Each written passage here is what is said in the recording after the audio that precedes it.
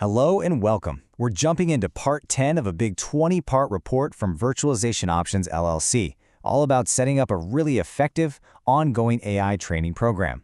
Now, we're just going to be scratching the surface of what's in the full report, but we'll hit on the key benefits and, some of the challenges of putting a program like this in place. Just a quick heads up, if this sparks some ideas and you want to really dig into transforming your own training, you should definitely contact Virtualization Options LLC directly. And of course, this overview comes with no warranty. So let's start with the core problem, the big why behind all of this. It's a simple but powerful idea. That old model of once a year, check-the-box security training, it's completely broken in the age of AI. Things are just moving way too fast, and our old ways of preparing people are getting left in the dust. All right, here's our game plan for today. First, we're going to talk about that security gap. Then we'll look at the solution, something called just-in-time training. From there, we'll dive into the nitty-gritty, the blueprint for the technology and the learning library, and we'll wrap it all up with a really important question for you to think about. Okay, first things first, let's really dig into this problem. Why is that annual training model, the one so many companies are still clinging to, creating such a huge, dangerous gap in our defenses? Well, the real issue, as the report points out, is all about speed. The bad guys are using AI to cook up and launch new attacks in just weeks, sometimes even days. So that annual training course, it's pretty much obsolete the second you roll it out. By the time your employees are learning about what happened last year, the attackers are already 3 steps ahead. So, if the old way is broken, what's the answer?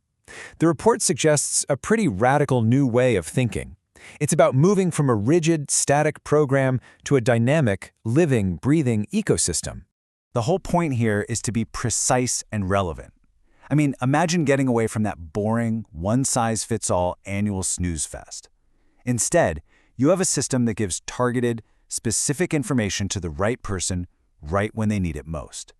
Doesn't matter if you're a CEO, an engineer, or work in HR. You get what you need when you need it. And this is what I find so fascinating, the core philosophy.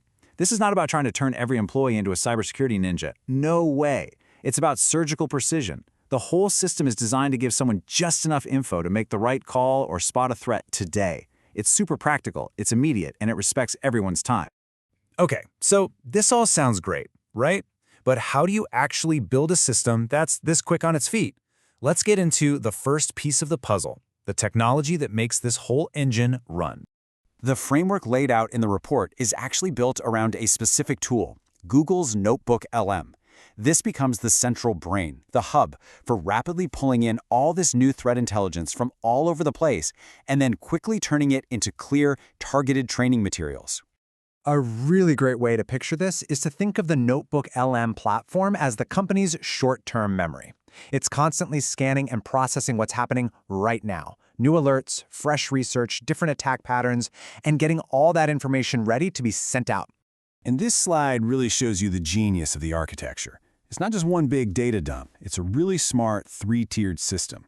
At the top, you have the master notebook, which pulls in all the raw threat intel from heavy hitters like CISA and the MITRE ATTK framework.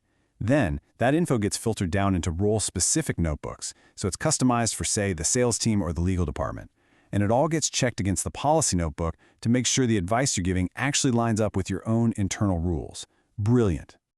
But that short-term processing, that's only half the battle. What happens to all that great knowledge after it's been created?